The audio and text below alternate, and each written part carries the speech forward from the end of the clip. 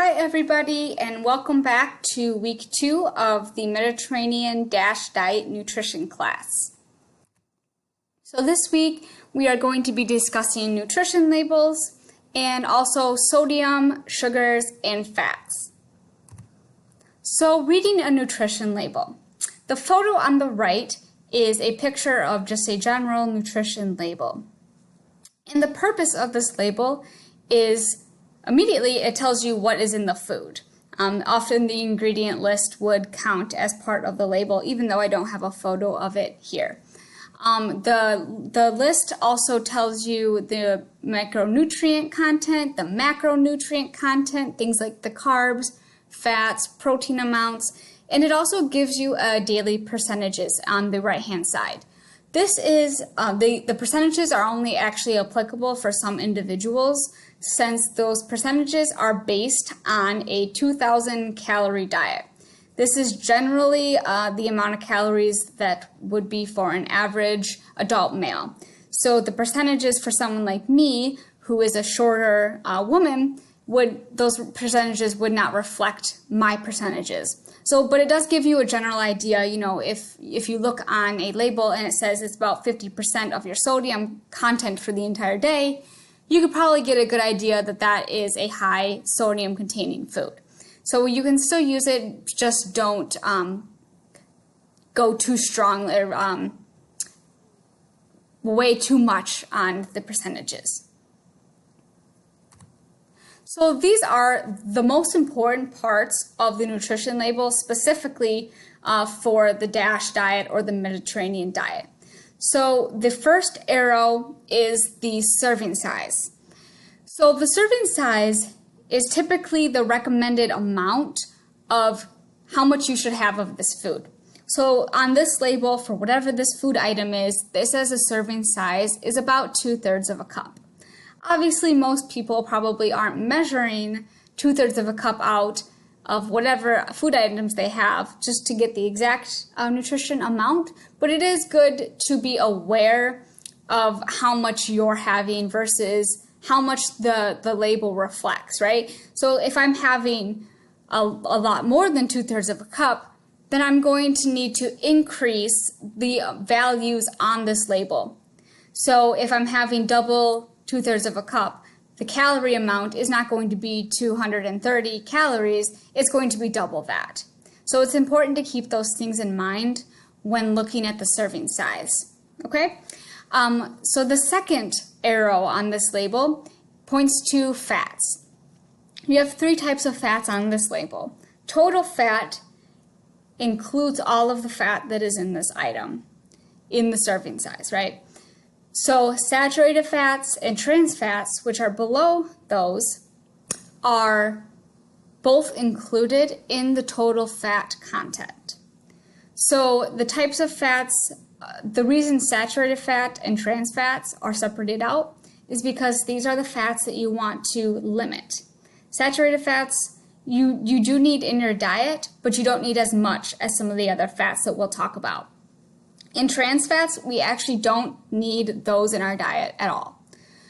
So this label, it says it has 0 grams of trans fats. That would be ideal. The third arrow from the top is pointing to sodium. So this is where you would find the sodium content, which is a very important aspect of the Mediterranean diet and the DASH diet. And then the fourth arrow is pointing to sugars. The new nutrition labels that are going to look a little bit different than this one I have a photo of, some of the labels on products right now have this label, others are still transitioning to the new label. The newer labels have an added line under sugars that is named added sugars. So this is different. We'll get into it a little more specifically what the difference is. But sugars would be all of the sugars in the food, whereas added sugars would be any sugars in that product that were added after the fact that is not naturally found in this food. So again, the ingredient list is really important. It usually is below this label on a food product. And carbohydrates. Most people know about carbs. Most people try to avoid carbs. The thing is, we need carbs in our diet. Carbohydrates are the main source of fuel for our brains. We don't want to limit carbs. What we do want to limit is the types of carbs, or what we want to watch more so than limit. There are certain types of carbs that we want to limit. We will speak more about that another week, but carbohydrates are not bad. We do need them. So I don't have an arrow pointing to carbs because I don't usually encourage people to look at carbohydrate contents of foods. So let's get into sugars. What is the difference of added sugars and natural sugars? There is a big difference. So natural sugars are the sugars that are just naturally found in a food without any sugar being added. Things like fruits. If you buy a whole apple, there's no added sugar in that apple. There is sugar in that apple, but it is naturally found in that fruit. These sugars are perfectly fine to have. Like I mentioned last week, the DASH diet, the Mediterranean diet, these encourage fruit intake. You don't need to be worried about the sugar content in fruits unless you're eating an extremely excessive amount of fruit in one day, which it's really hard for someone to eat that much. So don't limit your fruit intake because you're worried about the sugar content. This is perfectly natural. This is perfectly healthy. It is part of those healthy carbohydrates because sugars are carbohydrates. So added sugars, though, are the sugars that are added into a food. So this increases both the overall sugar content and the carbohydrate amount in the food, which isn't inherently bad. Carbohydrate amount isn't necessarily negative. But like I mentioned on the previous slide, that section under sugars, if it has an added sugar content, this will be where the amount of added sugar that has been added into the food, this is where you would find that. So an example of things that have added sugars would be fruit juice. Oftentimes, fruit juices have added sugar. So if you have the natural sugar that is already from the fruit in that juice, but then an additional sugar is added that is not naturally found in there. This is added in processing, in manufacturing, and it isn't necessary. We don't need to have added sugars in our diet. We need sugars, but these are the natural sugars. So you want to avoid things that have too much added sugar. It is not really realistic to never have added sugar, and I wouldn't even want to tell you not to have any added sugar because things like desserts, these have added sugars, and it is not, a terrible thing. You just don't need to be having a large amount in your diet every single day. So if you are going to buy a juice, pick a kind that is 100% fruit juice without any added sugar. You don't need the added sugar in this item. You have it naturally from the juice and the fruit. So how much sugar is recommended on the DASH diet or the Mediterranean diet? And this sugar content, when I say how much sugar, this is added sugar. So how much added sugar would be recommended on these diets? Usually 6 to 9 teaspoons. The 6 would be related to the women's recommended amount and the 9 for the men. This would equal 25 grams of sugar for the 6 teaspoons and 36 grams of sugar for the 9 teaspoons. The grams is how it will be shown on the nutrition label. So this is how you kind of gauge, how much you would be looking for. And again, less is better when it comes to added sugars. We don't need these in our diet. So if you can find a food without added sugars, that is typically ideal. Usually the types of foods that have added sugars are processed, almost always. Because again, you're not going to find added sugars in a whole apple or a fresh fruit. So what about artificial sweeteners? This is a question I get a lot. This is more so a personal preference. If you like artificial sweeteners, you can use them. They're not going to add to your sugar content for the day.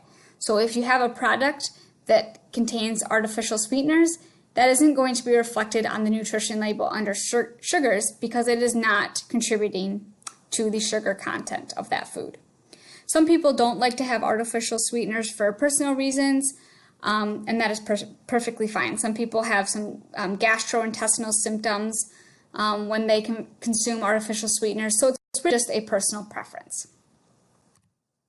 So fats. Again, like sugar, the types of fats matter. We have the main types of fats are saturated fats, trans fats, monounsaturated fats, and polyunsaturated fats.